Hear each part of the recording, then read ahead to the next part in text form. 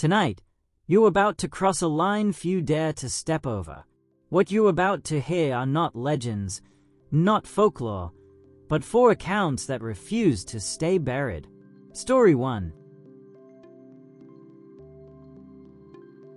It was 11:47 p.m. on a rain-soaked Friday night when Sarah Chen's phone vibrated across her desk. The 29-year-old software engineer had been working late in her downtown apartment, surrounded by the soft glow of her laptop screen and the distant hum of city traffic below. She assumed it was a work email or perhaps a food delivery notification, but when she glanced at the screen, her blood turned cold. The message was from Danny, her younger brother Danny, whose funeral she had attended just 3 days earlier after a fatal motorcycle accident on Highway 101. The text was simple, achingly familiar. "Check the stove before bed. Love you, sis." Sarah's hands began to tremble. Danny had always teased her about her forgetfulness, always reminded her about mundane safety checks that she routinely overlooked. It had been their running joke, their sibling shorthand. With her heart pounding, she rushed to the kitchen. There, still burning with a low blue flame, was the gas burner she'd left on hours earlier after making dinner, completely forgotten. Sarah collapsed against the kitchen counter, phone clutched in her shaking hands, staring at a message that defied everything she understood about life, death, and the technology that connected them. The question that would haunt her for months had already begun to form. Was this real? Sarah Chen's experience was not unique. In fact, by the time she sat down at her laptop 3 weeks later to search for answers, she discovered she was one of hundreds who had reported nearly identical encounters. The search led her to a 2023 study that had been quietly circulating in academic circles, largely ignored by mainstream science but creating ripples in communities of the bereaved. Dr. Elena Vasquez, a parapsychologist at Stanford University, had spent the better part of 2 decades documenting what she called post-mortem electronic communication. Her research partner, James Whitmore, brought a different perspective entirely. A former telecommunications engineer with 20 years at AT&T, Whitmore had stumbled into this field after his own sister died and his phone rang 3 times in the middle of the night, displaying her number on the caller ID, though the line had been disconnected weeks earlier. Together, they had compiled 247 documented cases, each one meticulously verified, cross-referenced, and analyzed. What emerged from their data was both fascinating and deeply unsettling.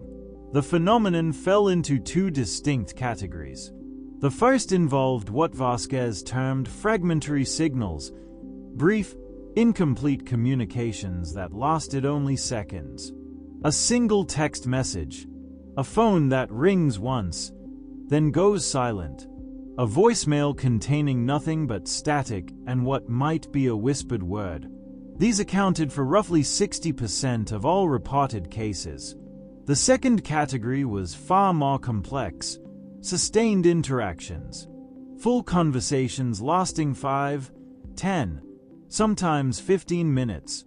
Video calls where the deceased appeared on screen, speaking coherently about events they couldn't possibly know about. These cases were rarer, comprising the remaining 40%, but they were also the most thoroughly documented and the most difficult to explain away. Across both categories, certain patterns emerged with startling consistency. Nearly every case involved some form of audio or visual distortion, voices that sounded metallic or distant, video feeds plagued by pixelation or strange color shifts. The vast majority occurred within 7 to 2 hours of death, with the highest concentration happening in the first 24 hours. And perhaps most puzzling of all were the technical impossibilities. Phones ringing despite being disconnected from service, text messages arriving from numbers that had been deactivated, transmissions occurring during documented power outages. But it was the metadata mystery that truly baffled Whitmore. As a telecommunications engineer, he knew how to trace signals, how to pool records, how to follow the digital breadcrumbs that every call and text message inevitably left behind. Yet when he contacted carriers, AT&T, Verizon, T-Mobile, requesting logs for these specific communications, he encountered the same response every time. No record exists. The calls weren't in the system. The texts had never been transmitted through any tower.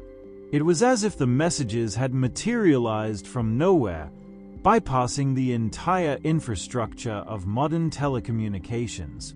"We're not dealing with conventional signals," Whitmore explained in his research notes. "Whatever is happening here, it's not using the networks we built. It's something else entirely." Marcus Webb had been driving for 18 hours straight when his CB radio crackled to life at 2:30 in the morning. The Nevada desert stretched endlessly in all directions, his headlights carving a narrow tunnel through the darkness. At 54, Marcus knew these roads like the lines on his own palms. Every truck stop, every lonely stretch of asphalt, every place where cell service dropped to nothing. He'd received the call from his brother 6 hours earlier. Diane had finally lost her battle with cancer. Marcus had turned his rig around immediately, abandoning a delivery route to make the emergency drive home to Oregon. His hands gripped the steering wheel so tightly his knuckles had gone white. Grief sat in his chest like a stone, heavy and suffocating. The voice that emerged from the CB speaker stopped his breath entirely. "You did everything right. Don't speed. I'll wait." It was Diane's voice, not a memory, not his imagination. Her actual voice, with that slight rasp she'd developed in the final months, the one that made her sound like she'd just woken up. Marcus's foot eased off the accelerator instinctively, his eyes darting to the radio. The message repeated, identical in every inflection. "You did everything right. Don't speed. I'll wait." Then again, a third time, before dissolving into a hiss of static that gradually faded to silence. His first thought was cruel and immediate. Someone was playing a sick joke.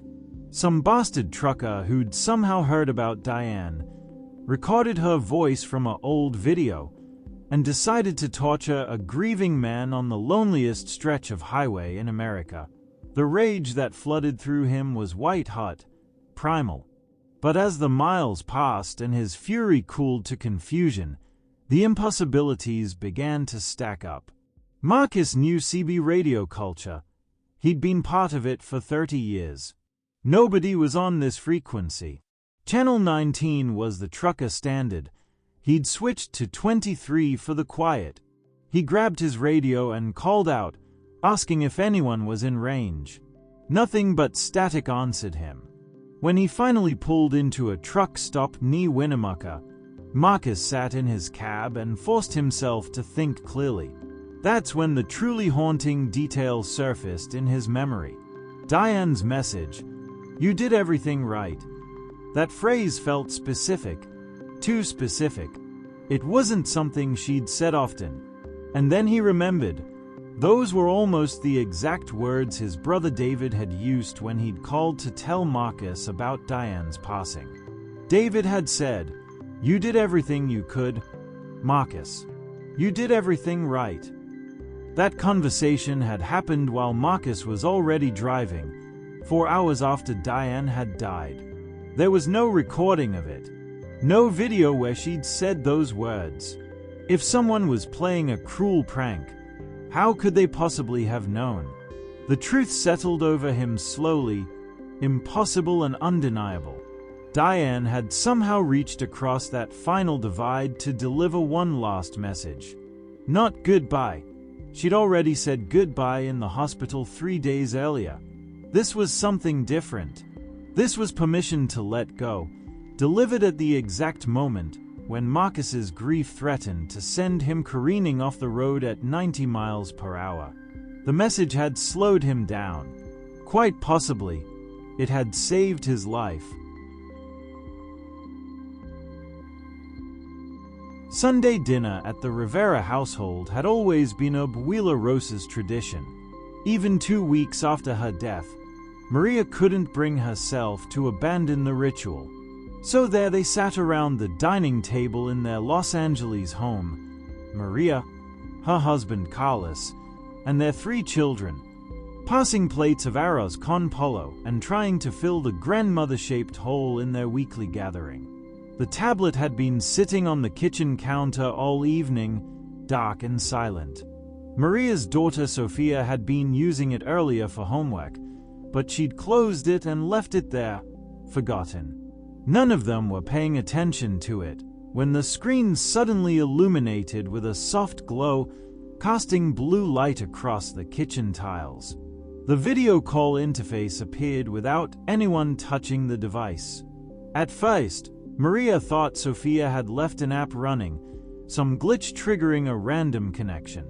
But then the face materialized on the screen, grainy and distorted like an old television signal struggling through a storm. It was Abuela Rosa, Salgan de la Casa Ahora, the image said, her voice crackling with static. Gas. Get out of the house now. Gas. Carlos was the first to his feet, his chair scraping loudly against the floor. This is sick, he muttered, moving toward the tablet. Someone hacked us. Someone is playing a recording. But then Rosa's face shifted slightly, as if focusing. Maria, tu cabello nuevo se ve hermoso. Your new haircut looks beautiful. Maria's hand flew instinctively to her hair. She'd gotten it cut yesterday afternoon, on impulse, at a salon she'd never been to before. Carlos, the interview went well, didn't it? They will call you back. Carlos had interviewed for a new position that very morning. He'd told Maria about it over coffee at 11 a.m., hours after Rosa's funeral, days after her death. His face went pale. Mama, Maria whispered, taking a step closer to the screen. No time. Mija. Gas leak. Take the children. Go now. The image began to fragment, pixels scattering like digital snow, but not before Maria registered one final, impossible detail. This wasn't a photograph from Rosa's younger days, wasn't some video recorded before she got sick. The face on the screen showed Rosa as she had been in her final months, 8 to 7 years old, with the deep lines around her eyes and the gray hair pulled back the way she'd worn it in the nursing home. Sofia started crying. The 2 younger children, 12-year-old Miguel and 9-year-old Anna, looked terrified.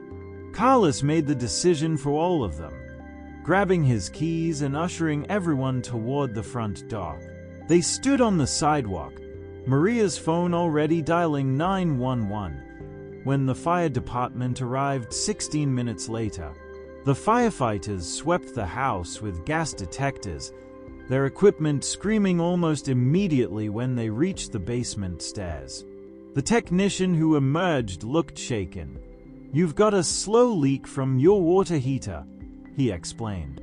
"Based on the concentration levels, by tomorrow morning this would have been catastrophic." "How did you know?" Carlos couldn't answer. He just looked at Maria, who looked at the children, who looked back at the house. Later that night, after the gas company had made emergency repairs and they'd been cleared to return home, Carlos picked up the tablet from the kitchen counter. He checked the Wi-Fi settings. Disconnected. Sofia had turned it off earlier to save battery. He checked the call history. Empty. No record of any incoming connection. The screen was completely blank, as if nothing had happened at all.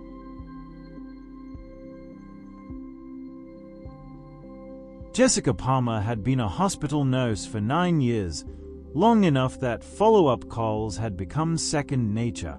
She'd worked through her checklist that Wednesday afternoon with practiced efficiency, calling discharged patients to check on medication schedules, answer questions, ensure nobody was experiencing complications at home. At 3:15 p.m., she dialed Theodore Matsuda's number, pen poised over her notepad. The phone rang 3 times before he answered. "Mr. Matsuda, this is Jessica Palmer from St. Catherine's Hospital. I'm calling to check in on your medication schedule." His voice came through clearly, though he sounded tired.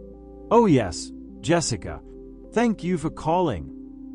They'd developed a rapport during his 2-week stay in the cardiac unit.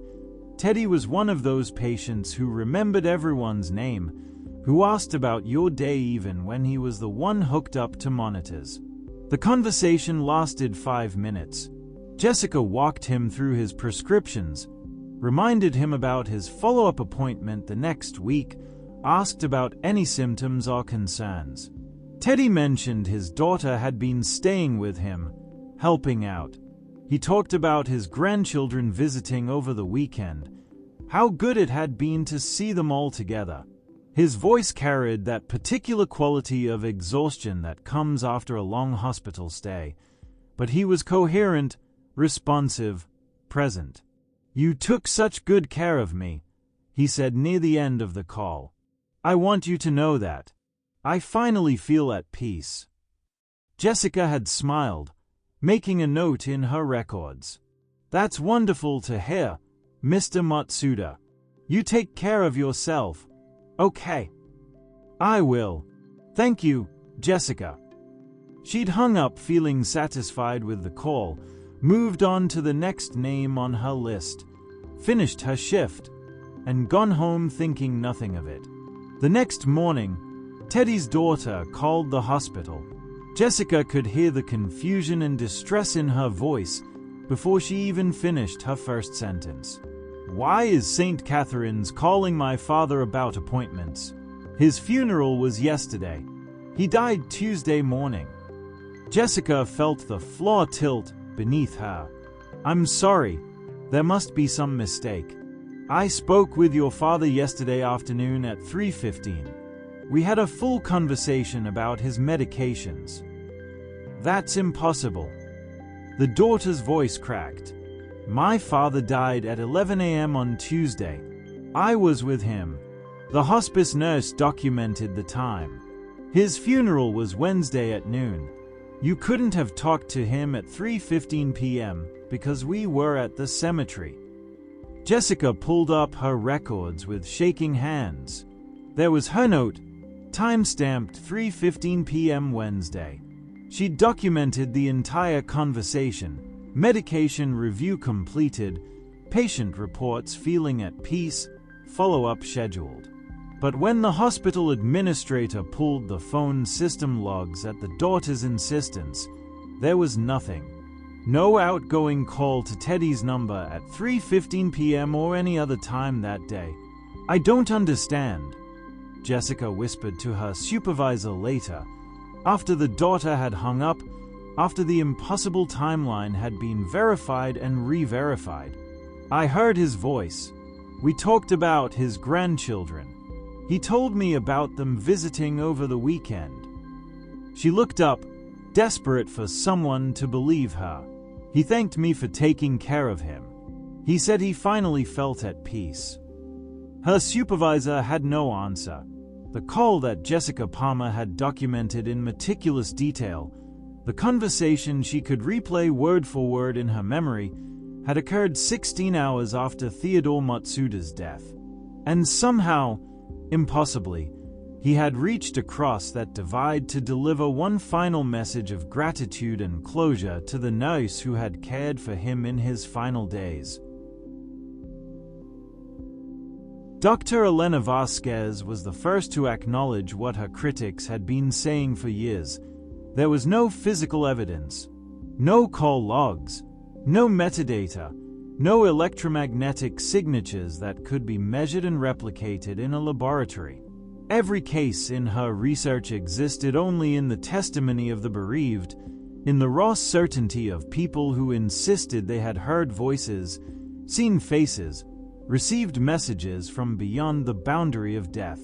Grief does strange things to the human mind, she admitted during a conference presentation in late 2024. The brain, desperate for closure, can manufacture experiences that feel absolutely real. We know this. We account for it in our research. James Whitmore stood beside her, arms crossed, his engineering background evident in his measured response. But we also have to account for the cases that don't fit the hallucination model, the technical impossibilities, the specific knowledge that the deceased couldn't have possessed at the time of death, the simultaneous experiences reported by multiple witnesses. Their alternative theory was both simpler and more radical. Perhaps consciousness, at the moment of transition between life and death, retained some capacity to manipulate electromagnetic fields. Not through conventional means, not through cell towers and fiber optic cables, but through something science hadn't yet learned to measure. A final discharge of energy, focused by love and urgency, finding its way through the invisible networks that surround us all. The Harrison twins had become the cornerstone of their argument. Emma and Olivia Harrison, 19 years old, were attending different universities in different states when their father suffered a massive heart attack in his Ohio home at 11:43 p.m. on a Thursday night. He died alone, collapsing in his kitchen before he could reach the phone to call for help. His body wasn't discovered until the next morning when a neighbor noticed his car still in the driveway long after he should have left for work. But at 12:07 a.m. that same night, 24 minutes after their father's death and hours before either twin had been notified, both Emma in California and Olivia in Massachusetts received identical voicemails on their phones. The timestamp was exact, simultaneous. The message was the same on both recordings. Their father's voice, strained but clear, saying, "I'm okay. Tell your mother I'm not in pain." The phones were examined by forensic experts at the FBI's request after the twins contacted authorities, convinced something impossible had occurred. The voicemails existed in the device's memory. The audio was authentic. Voice analysis confirmed it was indeed their father speaking. But the calls had originated from nowhere. His phone, found beside his body, showed no outgoing calls.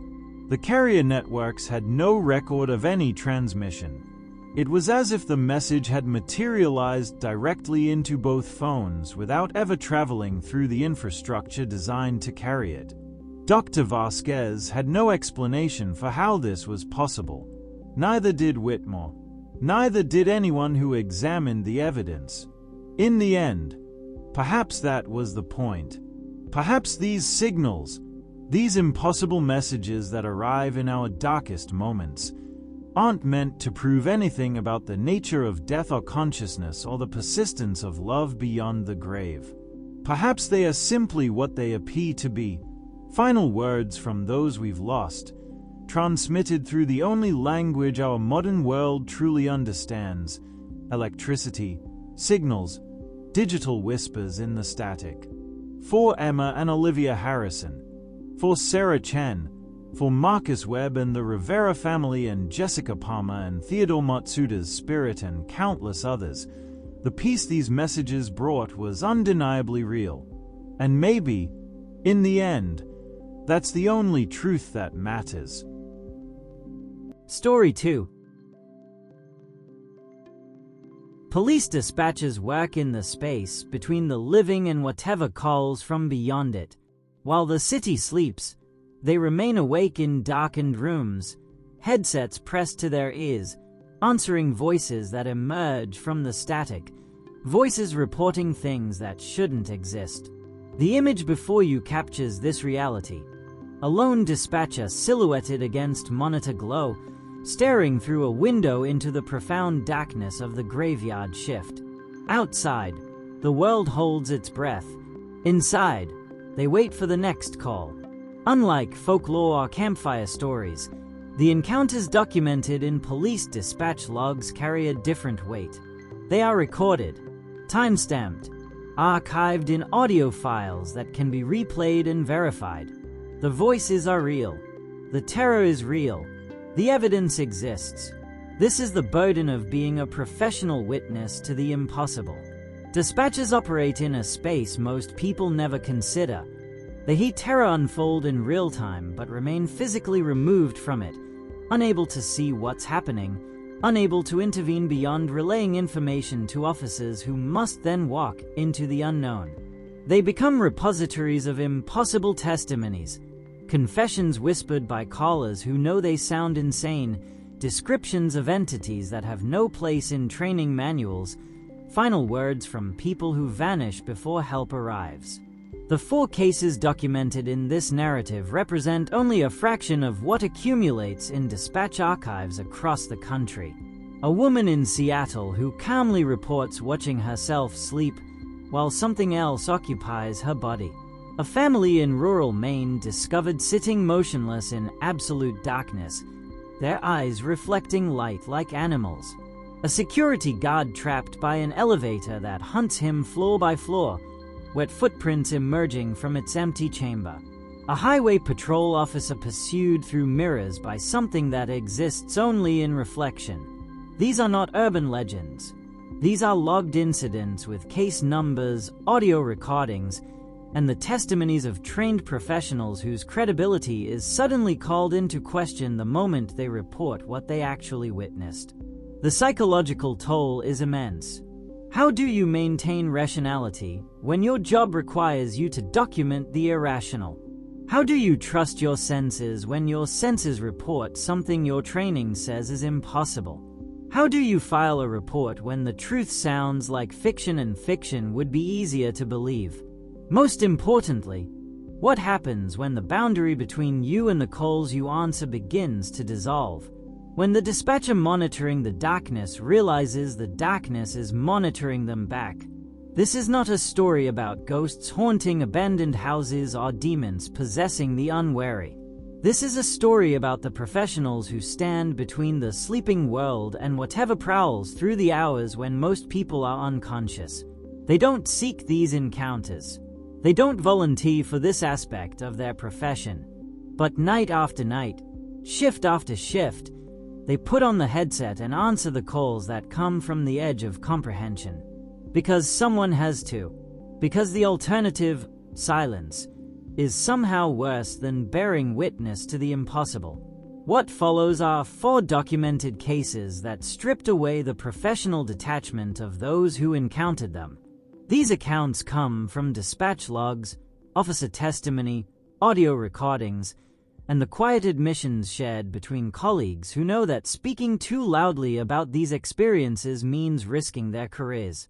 The recordings exist. The witnesses are credible. The evidence cannot be explained away. And somewhere in the darkness beyond your window, at this very moment, another dispatcher is putting on their headset and preparing for the graveyard shift, unaware that tonight, they might receive a call that will change what they believe is possible.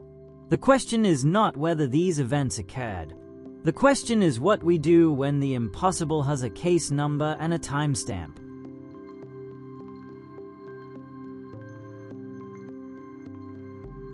The call came into Seattle's King County Dispatch at 2:47 a.m. on a Tuesday in March, logged under case number 2019-04-1847.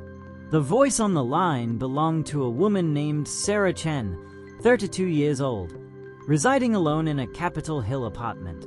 Her tone was what veteran dispatcher Marcus Webb would later describe as inappropriately calm, like someone reporting a broken streetlight, not a home invasion. "I need to report something," Sarah said, her words measured and flat. "I'm watching myself sleep right now.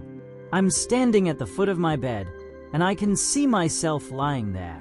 but I'm also the one making this call. I don't think I'm supposed to be awake." Webb followed protocol, keeping his voice steady as he asked for her address and whether she was in immediate danger.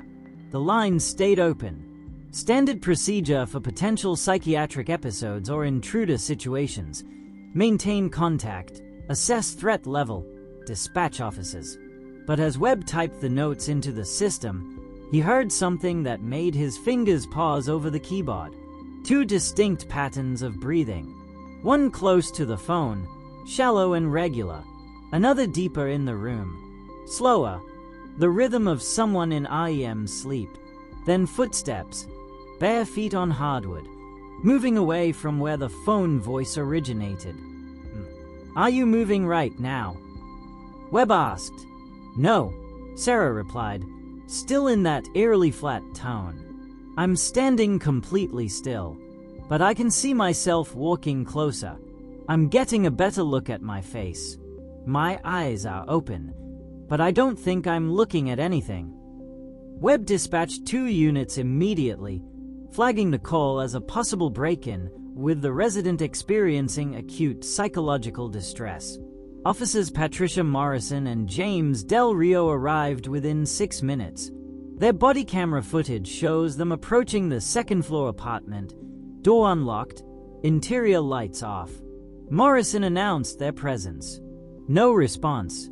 They found Sarah Chen unconscious in her bed, dressed in the same pajamas she'd described wearing during the 911 call. No signs of forced entry. No evidence of another person in the apartment. The bedroom window was locked from the inside. Sarah's phone lay on the nightstand beside her. Screen dark. Last call logged to 911 at 2:47 a.m. Duration, 11 minutes, 42 seconds. But here's what the official report couldn't explain. The 911 recording captured not just Sarah's voice, but those footsteps Webb had heard, moving across the room in a direction that didn't correspond to the unconscious woman's position in bed. Audio analysis confirmed the footsteps were real, not artifacts or interference. Someone had been walking in that apartment, while Sarah lay motionless. When Sarah regained consciousness 20 minutes later, she had no memory of making the call. The last thing she remembered was going to bed at midnight after finishing a book. She listened to the recording of her own voice, flat and emotionless, describing watching herself from across the room, and began to cry. "That's me talking," she whispered to Officer Morrison. "But I don't remember any of it. Where was I? If I was asleep the whole time, who made that call?" The case was eventually filed as a sleepwalking episode with possible dissociative features. But Marcus Webb still has the audio file saved on his personal drive. Sometimes, late in his shift when the calls slow down, he plays it back and listens to those footsteps that shouldn't exist, moving through an apartment where only one person slept. The Howell family had lived on Timber Ridge Road in rural Aroostook County for 16 years without incident. Quiet people. According to their neighbors, the father taught at the local high school, the mother worked from home as a medical transcriber, 2 teenage daughters who kept to themselves. So when Margaret Pritchard called 911 at 9:34 p.m. on a January evening reporting screams coming from the Howell residence, dispatcher Annie Cousins took it seriously. "It's not arguing," Margaret said, her voice tight with concern. "It's screaming. All of them. Like they are all screaming at once. Then it just stops. Then it starts again. I've never heard anything like it." Deputies Ryan Bouchard and Lisa Chen arrived 14 minutes later, their cruiser crunching over frozen gravel. The house stood dark against the snow, not a single light visible in any window. Bouchard's body camera captured their approach, his flashlight beam cutting through the bitter cold as he knocked on the front door. No answer. He tried the handle. Unlocked. "We coming in," Bouchard radioed to Cousins. No lights on. Door was open. They entered cautiously, flashlights sweeping the foyer. The house was cold, colder than it should have been with the heat presumably running. Bouchard called out, identifying themselves as sheriff's deputies. Silence. Then Chen's light found them. The entire family sat at the dining room table. Father at the head, mother to his right, both daughters across from each other. For people sitting in absolute darkness, perfectly still, hands folded on the table in front of them, like they were waiting for a meal that would never arrive. Jesus Christ, Chen whispered, her transmission crackling through Cousin's headset. Bouchard tried the light switch. Nothing. He tried another. Nothing. Every light in the house was dead, but when he checked the breaker box in the hallway, everything was on. The electricity was flowing, but no bulb would illuminate. Mr. Howell. Bouchard's voice was steady, professional. Sir, we received a call about a disturbance. Are you folks all right? No response. The family didn't move, didn't acknowledge the officer's presence. Bouchard stepped closer, his flashlight beam sweeping across their faces. That's when Cousins heard Chen's sharp intake of breath through the radio. Their eyes, Chen said. Bouchard, their eyes are reflecting. The beam caught them one by one, 4 sets of eyes glowing in the flashlight like an animal's tapetum lucidum, that reflective layer that makes a dee's eyes shine in headlights. But humans don't have that. Human eyes don't reflect light that way. Bouchard reached out and touched the father's shoulder. No response. He shook him gently. Nothing. The man's skin was cold through his shirt, his body rigid but not with rigor mortis, with something else, some terrible tension that kept him upright and motionless. Dispatch, we need backup and medical, Bouchard said, his voice finally cracking. We've got 4 unresponsive individuals, possible carbon monoxide or... He stopped. Cousins heard it through the radio, that moment of absolute silence before Chen started screaming. All 4 members of the Howell family had simultaneously turned their heads toward the officers. Not their bodies, just their heads, moving in perfect mechanical unison. And they were smiling. All 4 of them. The exact same smile. Get out! Chen shouted. Bouchard, get out now! The transmission cut to static. When backup arrived 12 minutes later, they found both deputies standing in the driveway, pale and shaking. The Howell family was still inside, still sitting at that table in the darkness, still smiling.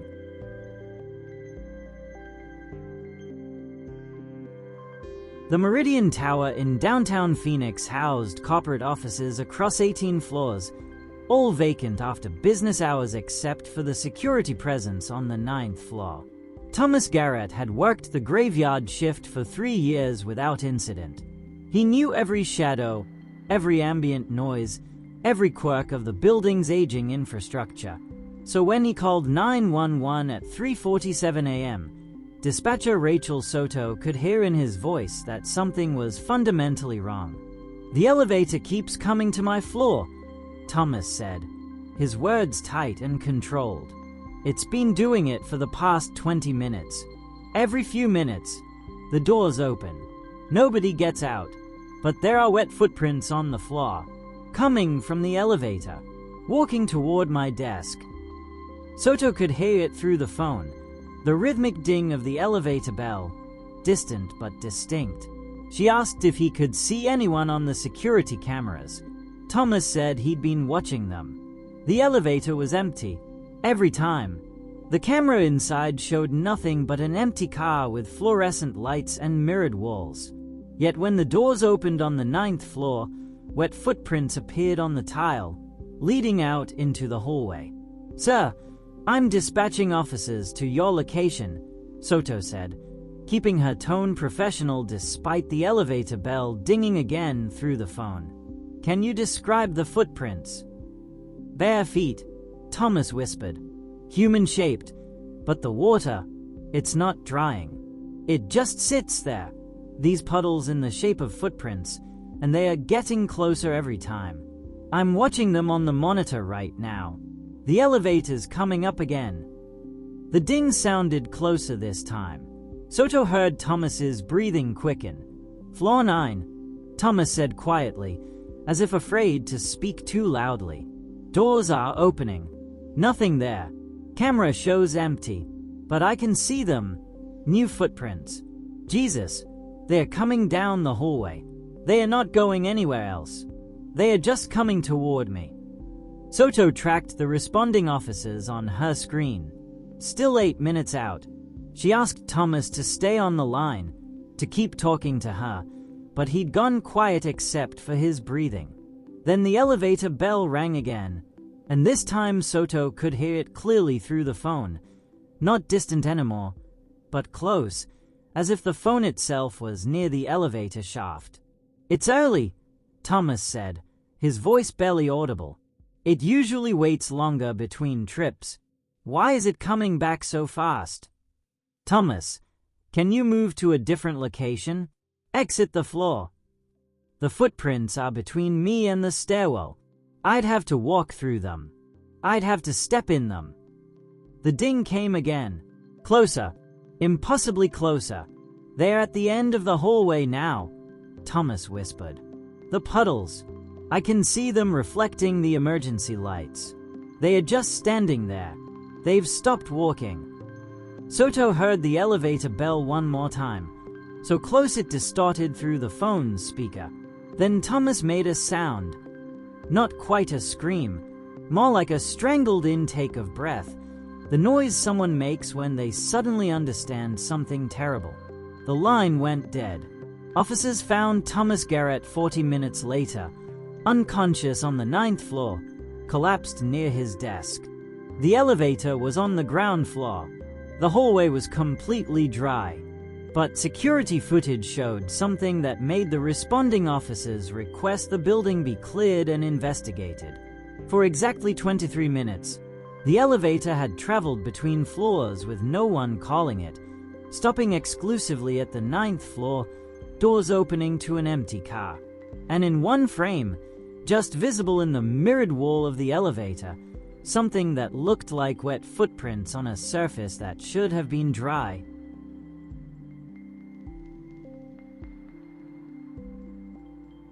Nevada State Trooper David Messina had patrolled Route 375 for 7 years, the stretch of desolate highway locals called the Extraterrestrial Highway due to its proximity to restricted military airspace. He'd seen strange lights, dealt with confused tourists, and logged countless hours driving through absolute darkness with nothing but sagebrush and stars for company. But his transmission to dispatcher Elena Ruiz at 1:23 a.m. on an October night was unlike anything in his service record. "Dispatch, I've got a pedestrian in the roadway, mile marker 47. Requesting backup for welfare check." Standard procedure. Ruiz logged it and waited.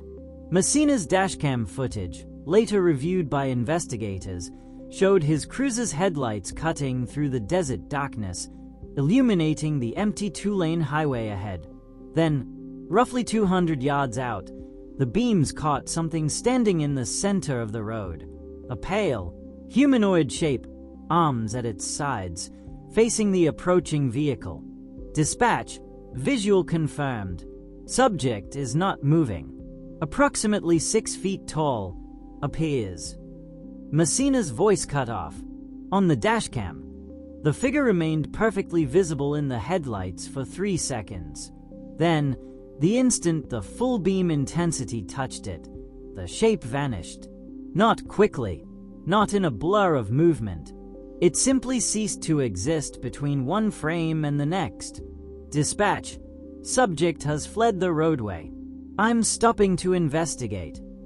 Ruiz could hear the uncertainty in his voice, that careful professional tone officers use when they are not sure what they've just witnessed. The dashcam showed Messina exiting his vehicle, flashlight sweeping the desert on both sides of the road. Nothing. No footprints in the sand. No disturbed brush. No thermal signature on his handheld scanner. Just empty highway stretching into darkness. Negative contact, Messina reported. Returning to vehicle. That's when it happened. Messina opened the driver's door, settled into his seat, and glanced at his rearview mirror in that automatic way every driver does. Ruiz heard his sharp intake of breath through the radio. "It's in the mirror," Messina said, his voice tight. "Dispatch, it's standing exactly where it was before. I can see it in my rearview. But when I look back through the windshield, there's nothing there." Ruiz heard the cruiser's engine rev as Messina accelerated. The dashcam showed the highway rushing past, the speedometer climbing to 70, then 80. But Messina's breathing was getting faster, ragged. "It's closer," he said. "Every time I look at the mirror, it's closer. It's not on the road anymore. It's following me. Elena, it's following me through the fucking mirror." "David, what's your current location?" Ruiz kept her voice steady, professional, even as the hair rose on her arms. "Mile marker 52. I'm not stopping. I can't stop. It's right behind the car now. Right behind me. I can see it in the mirror. Its face is pressed against the rear window, but there's nothing there when I turn around. There's nothing actually there." The cruiser's speed hit 9 to 5. Ruiz could hear Messina's breathing, quick and panicked. Nothing like the composed officer who'd made the initial call 10 minutes earlier. "Its hand is on the glass," Messina whispered. "In the mirror. I can see its hand pressed against the rear window. Fingers spread. But the glass isn't fogging. There's no condensation. Nothing's actually touching it." Then Messina screamed, a raw, primal sound that made Ruiz jerk back from her headset. The transmission dissolved into static, the sound of the cruiser swerving, and Messina's voice, broken and pleading, "Make it stop looking at me."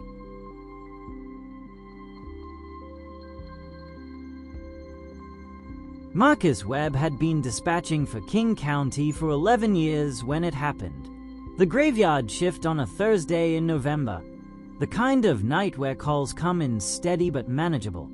Domestic disturbances, traffic accidents, the usual rhythm of human crisis that keeps a city's emergency services moving through the dark hours. He'd handled the Sarah Chen call 6 months prior, still had the audio file saved, still occasionally replayed those impossible footsteps when the shift grew quiet. At 4:17 a.m., with dawn still 2 hours away, Webb received a call that made him freeze at his console. The incoming number on his screen was his own cell phone. Not a similar number. His exact number. The phone currently sitting in his locker in the break room, powered off per department policy. He answered. Protocol demanded it, even as his rational mind rejected what he was seeing. 911. What's your emergency? The voice that responded was his own. Not similar. Not a recording. His own voice, with the same slight rasp he'd developed from years of talking through headsets, the same cadence and inflection he heard in his own head every day. "There's an intruder in the dispatch center," his voice said calmly. "I can see him through the window. He's sitting at console 4, wearing a headset. He looks exactly like me." Webb's hand moved instinctively to his keyboard, fingers hovering over keys he couldn't bring himself to press. Console 4 was his station. He was sitting there now. He turned slowly to look at the window behind him, the one that overlooked the parking lot, and saw his own reflection staring back. But the reflection wasn't moving with him. It was watching, head tilted slightly, as if studying him with clinical curiosity from seconds out of sync with reality. "Sir, can you confirm your location?" Webb heard himself ask in the recording, following protocols his training had drilled into muscle memory. "I'm in the dispatch center," his own voice replied.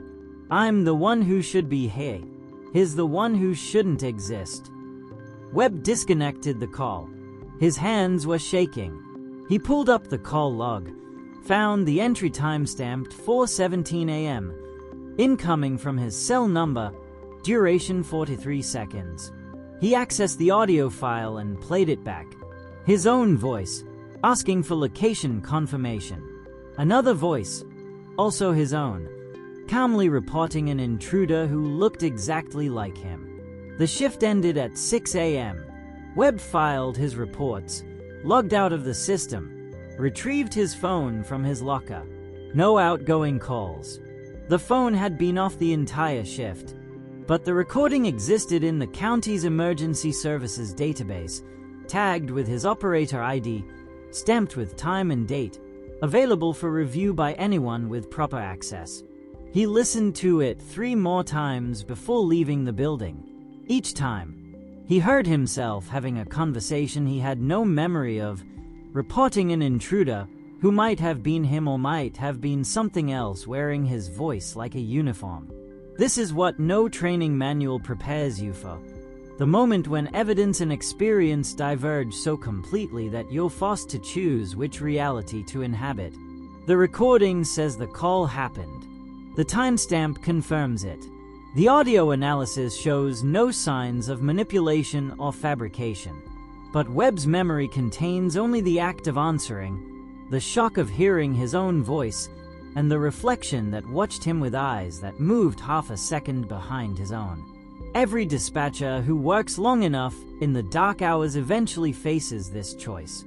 Do you trust the evidence that confirms the impossible? Or do you trust the training that insists the impossible cannot be evidence? Do you file the report honestly and risk your credibility? Or do you classify it as a system glitch and carry the weight of the lie? Webb still works the graveyard shift, still answers calls from voices reporting things that shouldn't exist. And sometimes, in the window's reflection behind his console, he sees himself sitting there. But the reflection puts on the headset a moment before he does, answers calls a second before they come through, lives his life in that terrible gap between what happened and what's happening now. The question isn't whether these events occur. The recordings exist. The timestamps are real. The witnesses are credible professionals trained to observe and document accurately. The question is simpler and more terrifying. When reality itself fragments, which side of the break are you standing on? And if you can't tell the difference, does it matter anymore?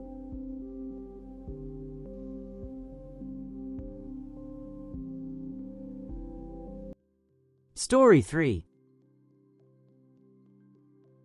Ever since NATO's expansion in post-Cold War Europe, Germany has served as the primary training ground for Western military forces.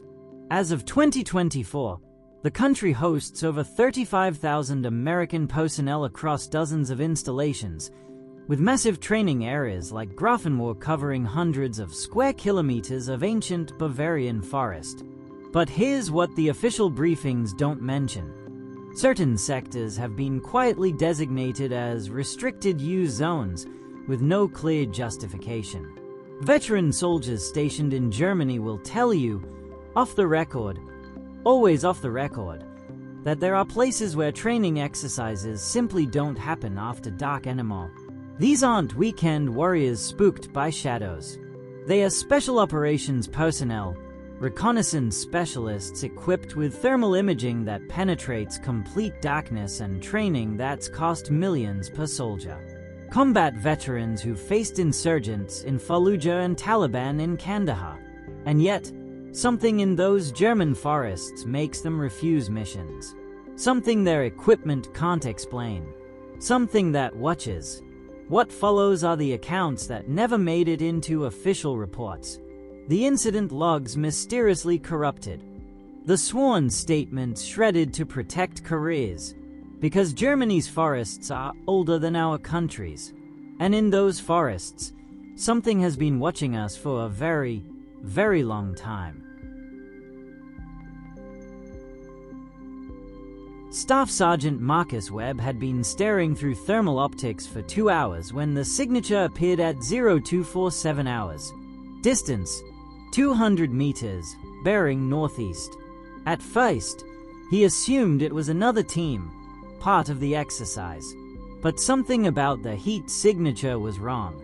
The shape was humanoid, standing upright, but the thermal bloom didn't match human physiology. Too tall, too narrow, and it wasn't moving. Marcus keyed his radio. All stations. This is Alpha 1. I've got eyes on a possible contact. Grid November Victor 7-3. Can anyone confirm friendly forces in that sector? The responses came back negative. No teams were operating in that area. He returned to his optics. The figure hadn't moved. Marcus checked his watch, timing it. 5 minutes passed, then 10. At the 15-minute mark, his spotter, Corporal Chen, whispered, "Staff Sergeant, that thing hasn't shifted position once. Not even to adjust weight. That's not human behavior." 23 minutes. Marcus had counted everyone. The figure stood in perfect stillness, oriented directly toward their hide site, as if it knew exactly where they were despite their camouflage and concealment. Then, without warning, it moved. What happened next violated everything Marcus knew about human biomechanics. The figure covered 30 meters of broken terrain in seconds, moving through underbrush that should have been impossible to navigate at speed. No sound, no disturbance of vegetation, just fluid, impossibly fast movement that made Marcus's stomach turn. It wasn't running. It was flowing, joints bending in ways that seemed wrong even through the greenwash display of his night vision. "Contact moving," Marcus reported, forcing his voice to remain calm. "Speed and maneuver are inconsistent with known profiles." The team relocated to a secondary position 50 meters west, moving with tactical precision.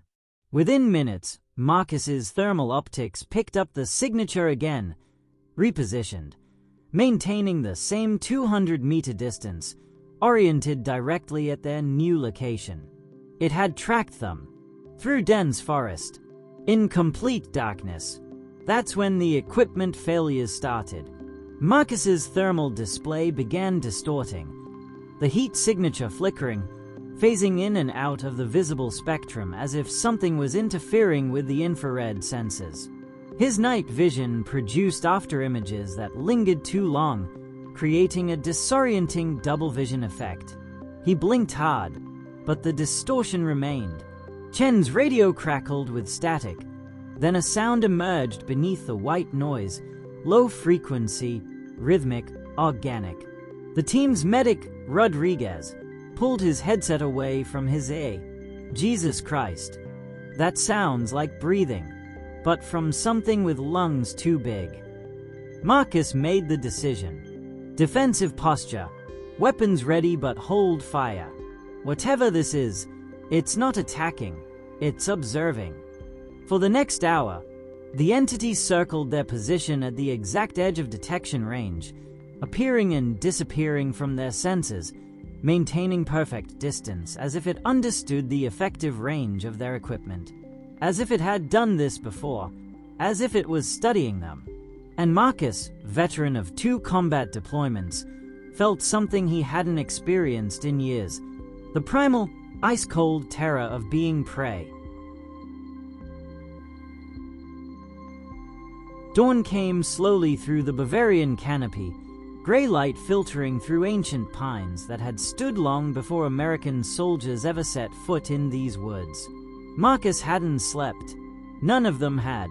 The entity had vanished around 0430 hours, disappearing as suddenly as it had appeared, leaving only questions and the metallic taste of fear. As soon as visibility allowed, Marcus ordered a perimeter sweep.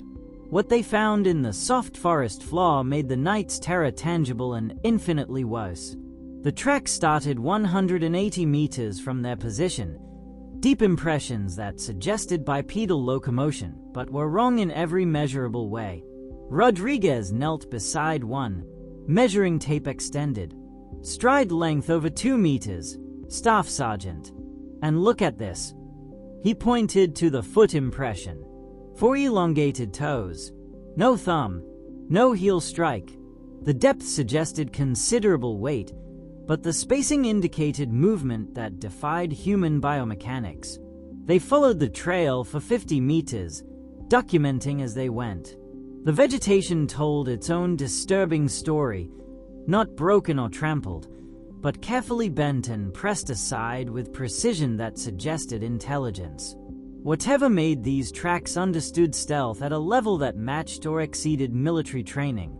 Chen's voice cut through the morning air from 30 meters away. "Staff Sergeant, you need to see this. Now." 3 pine trees bore fresh claw marks, deep gouges that started at 10 feet and extended upward past 12. Marcus touched one, feeling raw with still weeping sap. Whatever created these marks had reached heights no human could achieve without equipment, and had done so recently. Within hours, Marcus keyed his radio. "Alpha 1 to base. We have physical evidence requiring immediate assessment. Requesting. Stand by, Alpha 1. Lieutenant Colonel Henderson's voice came back within seconds, as if he'd been waiting for the call. "Provide your current grid." Marcus read off the coordinates, expecting orders for extraction and investigation. What came instead made his blood run cold. A long pause. Muffled voices in the background. Consultation with someone whose authority Marcus couldn't identify. Then Henderson returned, his voice carrying a weight the staff sergeant had never heard in 15 years of service. "Maintain position and continue the exercise." "Sir, we have evidence of an unknown contact with capabilities that—" "I'm aware, Webb." Henderson cut him off, the words deliberate and careful. "You're not the first team to report this. Follow your training, stay alert, and do not, repeat, do not, pursue. If it approaches again, illuminate and hold position. Extraction will arrive." The statement hung in the air like smoke. "You're not the first team. Not an anomaly. Not a surprise. Known. Expected. Protocol. Sir, with respect, what exactly are we dealing with here?" The pause stretched long enough that Marcus thought the connection had dropped. When Henderson finally spoke, his voice was quiet. "That's above your clearance, Staff Sergeant. Just follow the protocol. Henderson out." Rodriguez stared at the radio. "They know. Jesus Christ. They know what's out here and they are still sending us in." Chen was already pulling up training area incident logs on his tablet. "I'm checking malfunction reports for this sector." His fingers moved quickly, pulling data that painted an impossible picture. Sector 7K showed equipment failure rates 3 times higher than adjacent grids. Multiple teams had filed reports of unusual wildlife encounters with descriptions that matched their experience almost exactly, all classified as inconclusive. Most disturbing were the missing time incidents. For documented cases where patrols reported losing hours they couldn't account for, arriving back at base impossibly late given their logged movements and positions. "There's more," Chen said, his voice tight. "Unofficial soldier forums. Guys who've been stationed here for years have a name for certain sectors. Dark zones. There's an informal policy to request different grid assignments if you're scheduled for night ops in them. Our current position is on that list." Marcus felt the world tilt. The most powerful military on Earth had developed workaround protocols for something it couldn't explain and wouldn't officially acknowledge. Something that had been here long enough to establish patterns, territories, behaviors. "So what do we do?" Rodriguez asked. Marcus looked toward the tree line where shadows still clung despite the climbing sun. Out there, something was waiting. Something that had learned to coexist with human presence by staying just beyond understanding. Something that watched. "We follow orders," Marcus said quietly. "We maintain position. And tonight, When it comes back, we find out what the hell we're really dealing with. The third night arrived with a heaviness that settled into Marcus's bones. His team had maintained position throughout the day, alert but exhausted, their earlier confidence eroded by sleeplessness and the memory of those impossible thermal signatures. They debated pulling out, calling the exercise early, but pride and protocol kept them in place. Now, as darkness fell and the temperature dropped, Marcus found himself checking his watch obsessively, counting down the hours until extraction. At 2,147 hours, the thermal scope picked up the first contact. Marcus's breath caught. Then another signature appeared, this one 60 meters to the east. Then a third, northwest. Within minutes, 5 distinct heat sources had materialized around their position, each one maintaining careful distance, moving with deliberate coordination through the undergrowth. "They are flanking us," whispered Rodriguez, his voice tight with an emotion Marcus had never heard from the veteran sniper. "They are hurting us." Marcus watched through his optics as the signatures shifted in concert, tightening the perimeter, leaving only one avenue of retreat open, toward the deeper forest where the terrain grew rough and visibility dropped to nothing. These weren't random movements. This was tactics. The entities were using terrain features for concealment, approaching from positions that negated the team's fields of fire, demonstrating an understanding of military doctrine that should have been impossible. The hours crawled past. The team maintained noise discipline, but Marcus could feel the fear spreading through his men like contagion. These were rangers, men who'd survived Helmand and Ramadi, but their training had never prepared them for this. You could fight an enemy you understood. This was different. At 0330, one of the signatures broke from the pattern. It approached slowly, deliberately, closing to 50 meters before stopping at the edge of a small clearing. Marcus trained his night vision device on the spot, adjusted the focus, and felt his stomach drop. It stood upright like a man but stretched wrong, proportions elongated as if something had taken human anatomy and pulled it like taffy. 7 feet tall, maybe more. The skin appeared gray-white in the green phosphor glow, stretched taut over a frame too thin, too angular. When it turned its head toward their position, its eyes caught the infrared illuminator and reflected back with a greenish luminescence that no animal he knew possessed. Marcus couldn't move, couldn't breathe. Every instinct screamed at him to run, to shoot, to do something, but his body had locked up completely. The entity tilted its head, studying their position with evident intelligence, and then its mouth opened. Maintaining position, maintaining. The words were distorted, guttural, wet-sounding, like someone speaking through a mouthful of mud. But they were unmistakably words. His words, from their radio check 4 hours earlier. Rodriguez made a strangled sound beside him. Someone else whispered Jesus Christ, like a prayer. The entity held its position, head cocked, waiting for a response that wouldn't come. When none came, it melted back into the darkness, leaving 5 seasoned combat veterans trembling in their hide site, no longer hunters but prey to something that had learned their language and wanted them to know it.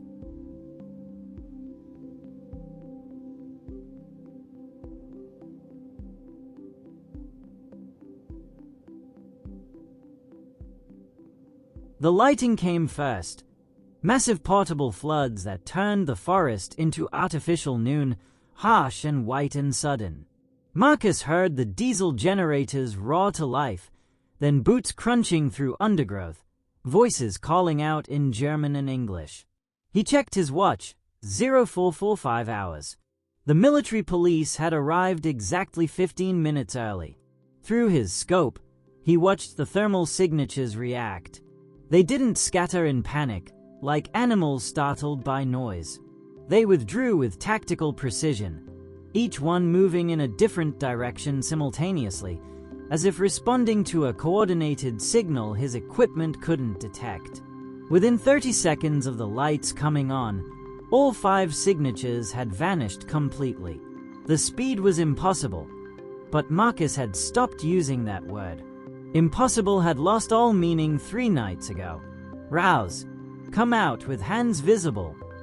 The German MP's English was perfect, his tone professional but urgent. Marcus and his team emerged from their hide site, filthy and exhausted and shaking with adrenaline that had nowhere to go. They were loaded into vehicles immediately. Not the standard transport back to base, but unmarked vans with blacked-out windows that drove for nearly 2 hours before arriving at a facility Marcus didn't recognize. The debriefings were conducted separately, each team member isolated in different rooms. Marcus sat across from a joint panel, 2 American officers he didn't know and a German liaison whose name tag read Hoffman. They had his after-action report on a laptop screen. They also had something else, a prepared statement that attributed everything to misidentified equipment malfunction due to electromagnetic interference from the nearby communications tower and sleep deprivation causing perceptual distortions. This is what happened, Sergeant Martinez, the senior American officer said, not unkindly. Sign the amended report. Return to your unit. Continue your exemplary service. Marcus read the sanitized version of events. It was thorough, plausible, designed to explain away every anomaly they'd documented. His signature line waited at the bottom, next to 4 others his team had already signed. He didn't sign immediately. The silence stretched until the German officer, Hoffman, spoke. He was older, maybe 60, with the weathered face of someone who'd spent decades in uniform. The American officers will leave us now, Hoffman said. It wasn't a request.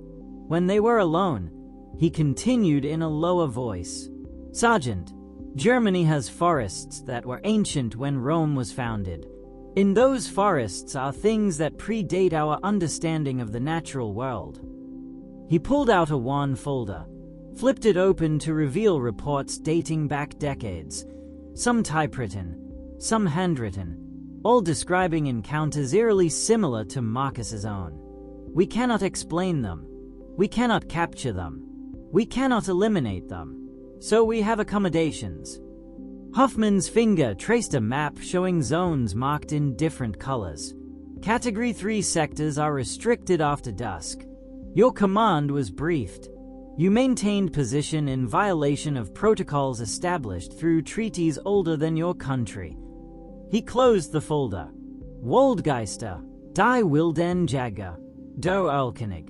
The names change across centuries, but the encounters remain consistent. They are territorial.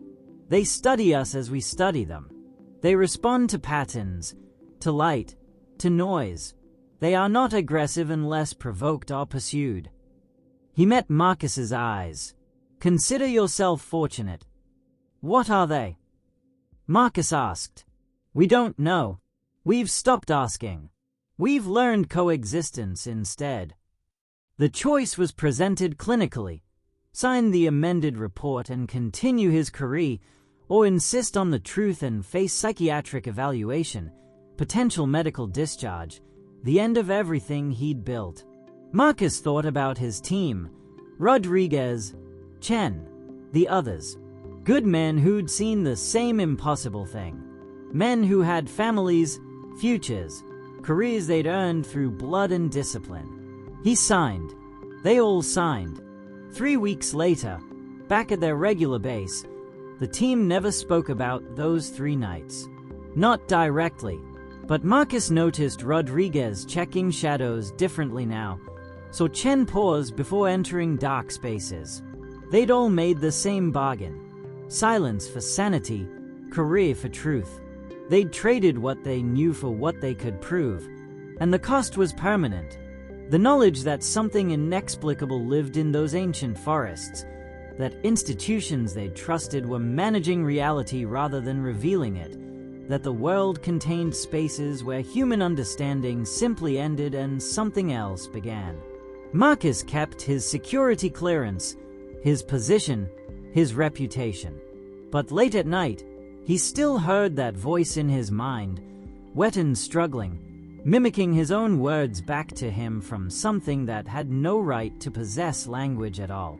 The accommodation, he learned, ran both ways.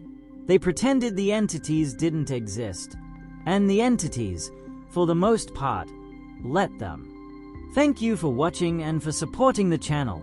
Your likes, subscriptions, and comments truly mean a lot. 6 months stateside and Marcus still couldn't sleep through the night.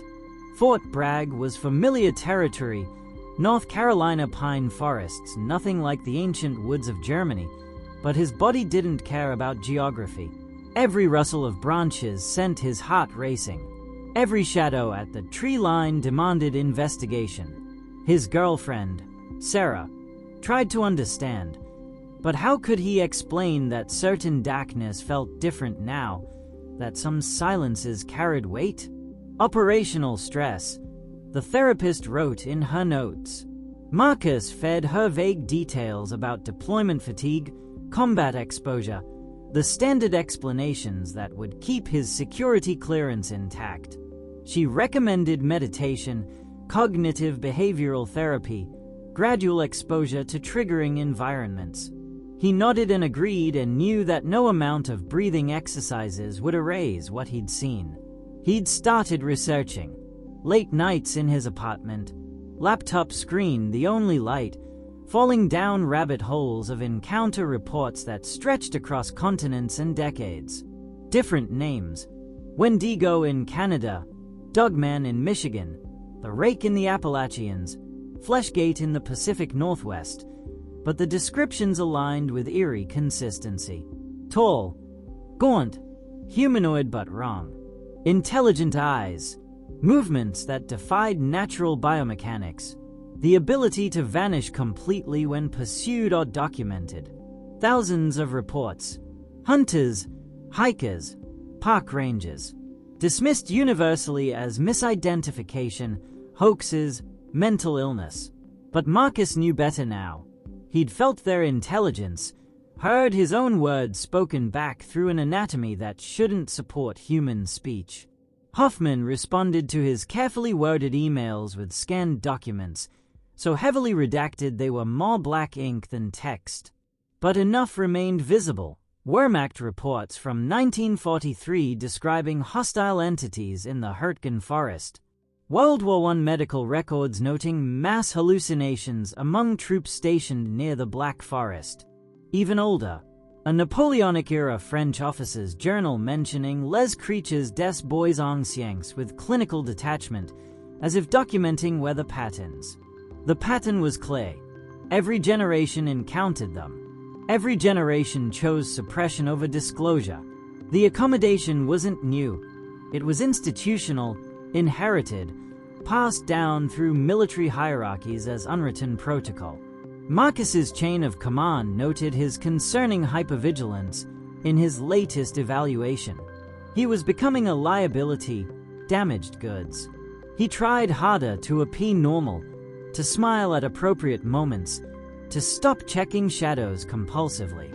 It didn't help that Rodriguez had called last month, voice tight, asking if Marcus ever felt like he was being watched. They'd talked around it carefully, said nothing specific, but the understanding passed between them like a current. The veterans' gathering was supposed to be therapeutic. Barbecue, beer, shared service experiences. Marcus was nursing a drink when someone mentioned Grafenwald. His head snapped up involuntarily. The speaker was a staff sergeant, younger, looked like artillery. "You stationed there?" Marcus asked, keeping his tone casual. 2 years. Loved it. Mostly. Great training facilities. Do much night work. In the forest areas. The man's expression changed instantly. Recognition, fear, and profound relief flickering across his face in rapid succession. "Some," he said quietly. "You." Yeah, some. They didn't discuss details. They didn't need to. The understanding existed in the space between words, in the way they both instinctively checked the tree line, in the knowing that some experiences couldn't be spoken aloud but could be shared through silence. Marcus drove home as dawn broke, watching the sky lighten over his rural property. He'd bought the house for its isolation, its distance from the dense forests that triggered his panic. But North Carolina had trees everywhere, and lately he'd been finding game trails on his property that didn't match deer or bear patterns. The trail camera notification hit his phone as he pulled into the driveway. Motion detected at 0347 hours.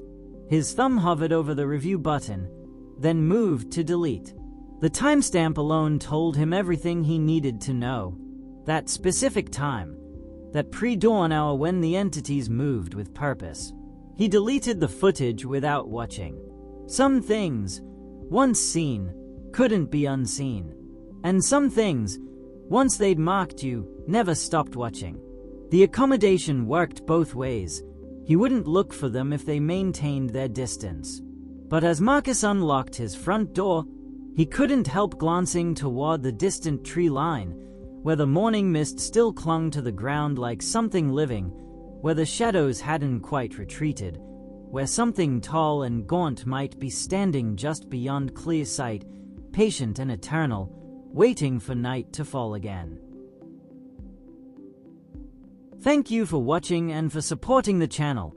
Your likes, subscriptions, and comments truly mean a lot. Story 4. Thousands of people have memories of their hometowns. In most cases, these memories are supported by yearbooks, birth certificates, old newspaper clippings, and the stories passed down through families. But what about the people who remember a place that, according to every official record, every map, every database, never existed at all? Meet the Dovelanders, men and women who share vivid, detailed memories of growing up in a small Wisconsin town called Doveland. They remember the white dove painted on the water tower. They remember May's Diner and its Friday meatloaf special. They remember graduating from Doveland High School, home of the Demons. They remember their childhood homes, their neighbors, their first loves. But when they search for proof of their past, they find nothing.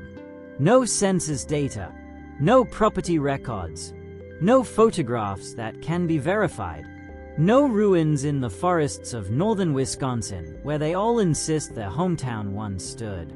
It's not as simple a case as false memory or internet hoax. Because when thousands of people share the exact same impossible memory, you're left with a chilling question. Did an entire American town vanish without a trace, or did thousands of minds create the same elaborate fiction? And if either answer is true, what does that mean for the rest of us?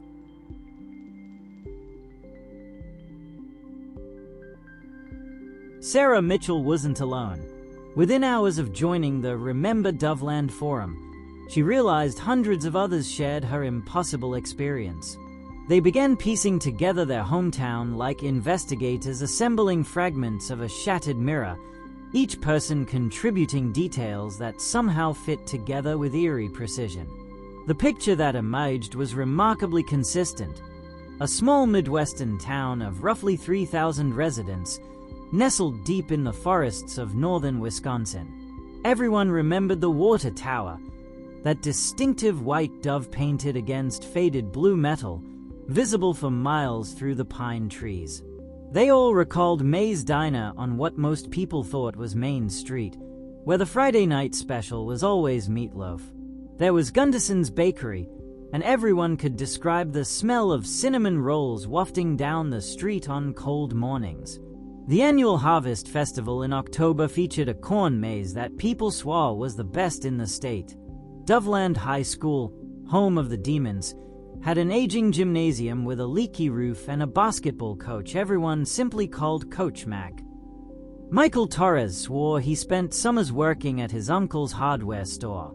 He could still hear the squeak of those old wooden floorboards, could still smell the oil and sawdust. Jennifer Caldwell described in painful, precise detail her best friend Emma's goodbye party in 1997, the night before Emma's family moved away. She remembered the cake, chocolate with vanilla frosting, and the way they'd cried in Emma's empty bedroom. Robert Hayes, a Gulf War veteran, insisted he'd returned to Doveland after Desert Storm and struggled to readjust to small-town life, drinking too much at a bar he thought was called Riley's or maybe Riley's. The memories weren't vague. They were specific, emotional, saturated with sensory detail. Sarah could recall the exact floral pattern of her childhood bedroom wallpaper, pink roses on cream. She remembered the creak of the third step on her front porch, the one her father always meant to fix. She remembered how sunlight filtered through the trees on her walk to school each morning, creating patterns on the sidewalk that she'd hop between like a game. But when pressed for verifiable details, the clarity dissolved. Sarah's street was Maple something. Maple Drive? Maple Lane? She couldn't say. No one could provide a complete phone number, though several remembered the area code being 715. People remembered their teachers' faces but struggled with full names. Mrs. Anderson, I think, or maybe Anderson with an E? The documentary facts, the kind of details that prove a place existed, remained frustratingly just out of reach. The forum members tried to verify shared experiences. Did you know Tommy Fletcher? Sarah asked. Tall kid, played basketball, graduated in '99. Dozens of people responded with variations of, that name sounds familiar, or I think so, maybe, but no one could definitively say yes. Jennifer searched desperately for Emma, her best friend, the girl who'd shaped her adolescence, and found nothing. No social media profiles, no wedding announcements, no trace of anyone by that name who'd ever lived in Wisconsin. The chilling realization spread through the forum like ice water. Despite hundreds of people claiming they'd lived there, grown up together, attended the same school, walked the same streets, no one could definitively connect with a single childhood friend. Every, I think I remember you dissolved into uncertainty. Every attempt to verify a shared memory crumbled under the weight of missing details. It was as if the emotional memories remained crystalline and perfect while the documentary facts, the evidence that would prove their past was real, had been surgically extracted. They all remembered Doveland, but they couldn't prove any of them had actually been there together. Sarah refused to accept absence as an answer. She organized an expedition to northern Wisconsin, rallying 23 Dovelanders who pooled their fragmentary memories to triangulate their hometown's location. Highway 51, everyone agreed, was roughly 15 miles east. There was a lake nearby, though some called it Lake Superior, others Lake Namekagon, and still others couldn't recall its name at all. They remembered driving south to reach Green Bay, north toward Superior.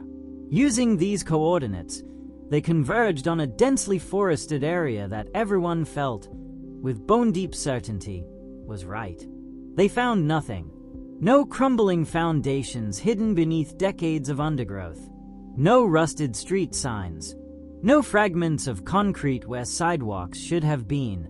Metal detector sweeps revealed iron deposits and natural geological anomalies, but no buried infrastructure. No pipes. No electrical lines. No evidence that humans had ever built anything there. Ground-penetrating radar confirmed what their eyes already told them. Undisturbed soil, untouched for centuries. Local farmers, whose families had worked this land for 3 generations, looked at the searchers with polite confusion. Nothing had ever been there, they insisted. Just forest and fields, same as always. The search for physical proof shifted closer to home. Sarah tore through family photo albums, storage boxes, anything that might contain evidence of her past. In her mother's attic, buried beneath Christmas decorations and old tax returns, she found it. A cardboard box labeled Doveland Memories in her own teenage handwriting. Inside were treasures, photographs of a young Sarah in front of a brick building that had to be Doveland High, a yibic embossed with DHS class of 1999, even her diploma, the seal raised and official-looking. Triumphant, shaking with vindication, she photographed everything and shared it online. The forum erupted with excitement. Finally, proof. Finally, something tangible. But when Sarah sent the materials for forensic analysis, the excitement curdled into something darker. The photograph's digital metadata indicated it had been created in 2014, not 1999. The yibic's printing techniques, the specific binding method, the paper stock, didn't exist in the 1990s. The diploma's seal, when checked against databases of accredited institutions, matched nothing. Either someone had fabricated these items with meticulous attention to detail and somehow planted them in her mother's attic, or Sarah herself had created them without conscious awareness, her mind manufacturing evidence to support memories that might be nothing more than elaborate fiction. Then came the discovery that changed everything.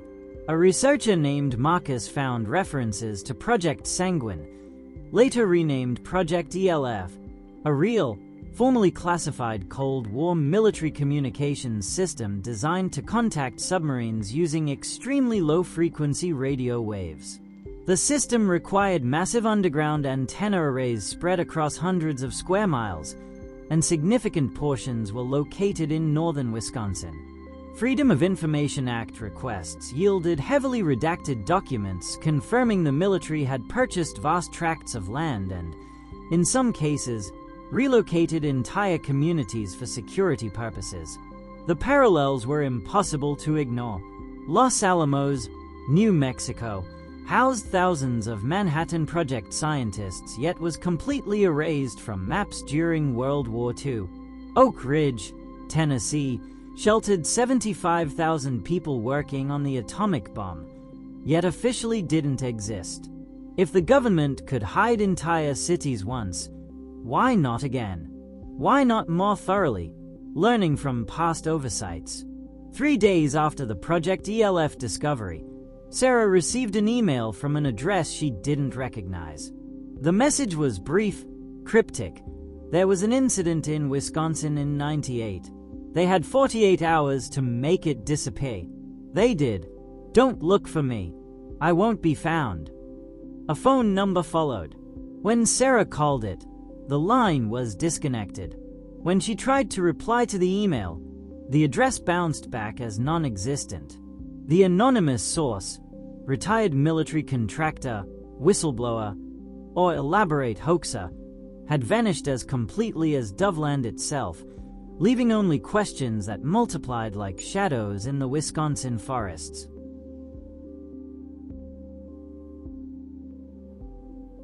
Three competing theories emerged from the chaos of contradictory evidence, each attempting to explain what should be impossible. The first, championed by forum members convinced of government conspiracy, became known as the incident theory. According to this reconstruction, Doveland was real, was intimately connected to the classified ELF operations, and was systematically erased following a catastrophic event in late 1998 or early 1999. Piecing together fragmented testimonies from Dovelanders who claim to remember something wrong in their final months there, investigators constructed a timeline of disaster. Some spoke of tremors, unusual seismic activity that locals dismissed as minor earthquakes. Others remembered a cavern collapse at the underground facility that released massive amounts of water, flooding the installation and threatening the town above. A few testimonies mentioned something more sinister, an accidental release of radioactive material from aging equipment, or a mysterious pulse that rippled through Doveland one autumn night, causing migraines, nosebleeds, and widespread neurological effects that lasted for days. In this scenario, The government faced an impossible choice: acknowledge a disaster at a secret facility and face international scandal, or erase every trace of what happened. They chose erasure. Under the cover of national security, families were relocated to different parts of the country, bound by non-disclosure agreements backed by classification orders that would outlive them. Records were seized and systematically destroyed. Property deeds were altered, birth certificates reissued with different birthplaces, school records transferred to nearby towns as if Doveland residents had always lived elsewhere. Anyone who worked on the relocation operation was bound by secrecy protocols more severe than those protecting nuclear weapons programs. Supporting evidence emerged in fragments. Unexplained radiation spikes detected in northern Wisconsin in the late 1990s, though EPA records attributed these to natural radon variation. A former FEMA contractor, speaking under condition of anonymity, described working on an unnamed total population relocation in the upper Midwest. Researchers discovered patterns in land ownership records, coordinated government acquisition of properties through shell companies in 1998 and 1999, all centered precisely where Dovelanders believed their town had stood. But others in the forum rejected the conspiracy theory as too mundane. They gravitated toward explanations that seemed to match the impossibility of their experience. The dimensional shift theory proposed that Doveland hadn't disappeared, it had phased into an alternate reality. Proponents cited quantum physics concepts about parallel universes and the multiverse, suggesting the military's ELF experiments had inadvertently torn the fabric of reality itself. Doveland still existed, they insisted, just in a different dimensional frequency, inaccessible to us, but still home to its residents who might not even realize they'd shifted out of our world. The time slip variation suggested Doveland had become temporarily unstuck, existing in a loop, or displaced to a different era entirely. Believers pointed to alleged historical cases: the Mobile Jourdain incident of 1901, where two women claimed to walk into 18th century Versailles, or Carol Chase's 1950s account of driving through a town that perfectly matched an 1890s settlement but existed nowhere on modern maps. For some Dovelanders, these explanations offered comfort. Their town wasn't destroyed, just elsewhere, and perhaps someday they'd find their way back. Dr. Elizabeth Harmon offered a third explanation that was somehow more disturbing than government conspiracies or dimensional rifts. A cognitive neuroscientist specializing in false memory formation, she proposed the simplest and most unsettling answer: Doveland never existed at all. She explained how suggestion creates detailed autobiographical narratives that feel absolutely real, how the Mandela effect produces shared false memories in large groups. Perhaps Doveland began with a single creative writing post on Reddit in 2015, and through viral spread and social contagion, thousands of susceptible individuals incorporated this fictional town into their personal histories. Their brains filled gaps in recall with fabricated details that became indistinguishable from genuine memory. The remarkable consistency of descriptions, Dr. Harmon argued, didn't prove Doveland was real. It proved that early online descriptions had shaped later memories in a self-reinforcing cycle of collective delusion. The investigation reached its critical phase when journalists and researchers who'd spent months chasing Doveland's ghost assembled their findings. The evidence was damning in its completeness. No mentions of Doveland appeared in any database, text, newspaper archive, or genealogical record prior to 2015. The earliest reference was a Reddit thread from April 2015, a creative writing post, many now suspected, that had somehow sparked a wildfire of false memory. County records for northern Wisconsin showed no gaps in land ownership, no unexplained population movements in census data, no missing tax revenues from a town of 3,000 people. that should have been generating economic activity for decades. Linguistic analysis revealed something more troubling. Dovelanders used suspiciously similar phrases when describing their hometown. The dove on the water tower could be seen for miles. May's Friday meatloaf special. Coach Mac was beloved by everyone.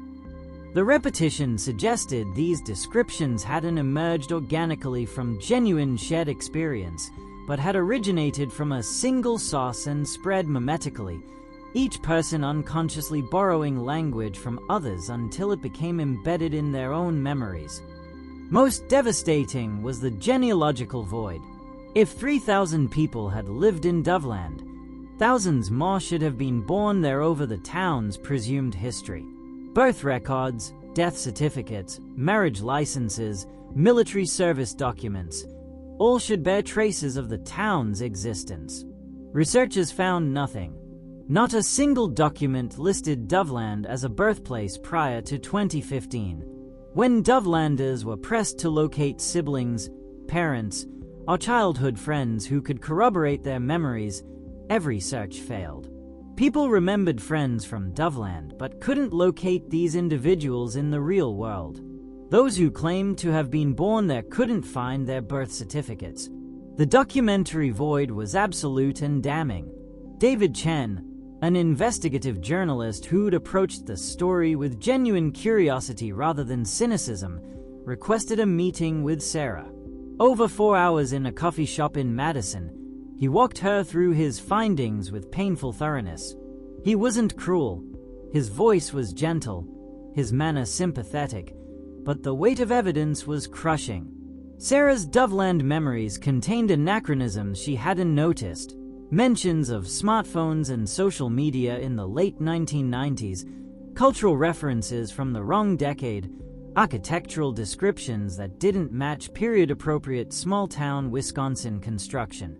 Chen showed her printouts from Dr. Harmon's research, brain scans comparing false memories to real ones. The neural pathways lit up identically. They felt the same because, to the brain, they were the same. The emotion was real. The sense of lived experience was real, even if the events themselves had never happened. He suggested, as gently as he could, that Sarah and thousands like her might have been seeking something, belonging, community, escape from present struggles, and had found it in a collective fiction that felt more solid than concrete reality. The internet had made it possible for this shared delusion to spread and reinforce itself at unprecedented scale, each person's false memory validating and strengthening another's. Sarah sat in silence for a long time after Chen finished. The choice before her was impossible. Accept the expert analysis and lose her entire past, or reject it and be labeled delusional. How could something that felt so viscerally real be nothing? She could still smell Gunderson's cinnamon rolls on cold mornings, could still hear the sharp blast of Coach Mac's whistle echoing through the gymnasium, could still feel the warmth of her childhood bedroom on winter mornings when frost traced patterns on the windows. These weren't vague impressions. They were lived experiences, textured and complete. How could they be lies her mind had told her? She thought of her daughter, who'd watched her mother disappear into this obsession for months. She thought of her real childhood, whatever it had actually been, now buried beneath layers of phantom memories. But she also thought of the community she'd found with other Dovelanders, the late-night Zoom calls, the shared investigations, the genuine friendships forged in their collective search for truth. Those relationships were undeniably real. The question was whether she could accept that the town that brought them together had never existed at all. The conclusion came without resolution, and perhaps that was the only honest ending. Sarah met with her closest Dovelander friends, Michael, Jennifer, Robert, and a dozen others, in a rented community center in Madison. They'd all seen the evidence. They'd all wrestled with the cognitive dissonance that came from believing something completely while knowing it might be impossible. Robert remained unshaken in his conviction. They wouldn't have destroyed everything unless there was something to destroy, he insisted, his voice carrying the certainty of someone who'd served in places the government claimed didn't exist. The very thoroughness of the erasure proved conspiracy. Jennifer sat across from him, quieter, her acceptance reluctant and painful. She'd begun seeing a therapist who specialized in false memory. The best friend Emma she'd mourned losing for 20 years might never have existed at all. The grief of that realization was somehow worse than the original loss. Sarah found herself suspended between them, unable to fully embrace either explanation, but realizing that certainty might matter less than meaning. She thought about what Doveland represented in this moment of history, an age where deepfakes created convincing false evidence, where AI generated realistic photographs of events that never happened, where social media algorithms trapped people in echo chambers that reinforced false beliefs, where digital records that seemed permanent could be manipulated or erased with frightening ease. The line between truth and fiction had never been more unstable, and Doveland, whether real or imagined, stood as a monument to that instability. If their memories could be false, what parts of identity were reliable? If evidence could be fabricated or destroyed, how could anyone know anything about the past with certainty? If thousands of people could sincerely believe in something that never existed, what other collective delusions might be shaping reality right now, invisible to those living within them? They decided to hold a gathering, not to prove anything, not to reach consensus, but to acknowledge what they'd experienced together. 18 of them made the drive to northern Wisconsin, to the forest clearing where they all felt, with inexplicable certainty, that Doveland should be. They placed a small handmade memorial stone reading "Doveland, never forgotten." The ambiguity was intentional. It could commemorate a real town or the connections they'd forged searching for one. Sarah spoke, her voice steady despite the uncertainty in her heart. Maybe the truth doesn't matter as much as we think. Maybe what matters is that we found each other, that we asked questions, that we didn't just accept what we were told or what we weren't told. As others began to leave, Sarah lingered. She walked deeper into the forest, following instinct rather than logic. Late afternoon light filtered through the pines in slanted golden rays. For a moment, she swore she could smell cinnamon, Gunderson's bakery on a Sunday morning. She closed her eyes and she was there, walking down Maple Street, the white dove on the water tower visible above the trees, May's diner just around the corner, home waiting at the end of the familiar path. When she opened her eyes, there was only forest. But as she turned to leave, something caught her attention. In the distance, barely visible through the dense trees, stood a structure, tall, cylindrical, weathered and rusted, partially obscured by overgrown vegetation. A water tower. Sarah's breath caught in her throat. She took one step toward it, then stopped. Part of her desperately wanted to run forward, to confirm it was real, to vindicate everything. But another part understood that some mysteries exist to remain mysteries. That scroting is uncertainty, where Doveland both exists and doesn't exist until observed, might be the only truth she could live with. She took one last look at the structure, water tower or trick of light or hopeful projection of a mind refusing surrender, and walked back to her car. As she drove away, the forest receding in her rearview mirror, her phone lit up with a notification. The Remember Doveland forum had a new post. She didn't check it. Not yet. Maybe not ever. She didn't need Doveland to be real to value what it had given her. And she didn't need it to be false to move forward. Behind her, the forest stood silent. Deep in the trees, that structure remained. A shaft of sunlight broke through the clouds, and for just a moment, something on that tower caught the light.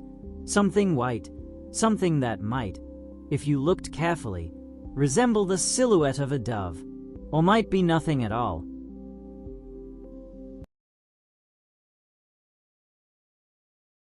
Thanks for watching. If you enjoy real-life stories that blur the line between the known and the unexplained, don't just watch. Be part of this channel. Subscribe now and turn on notifications so you never miss a true story that challenges everything you think you know.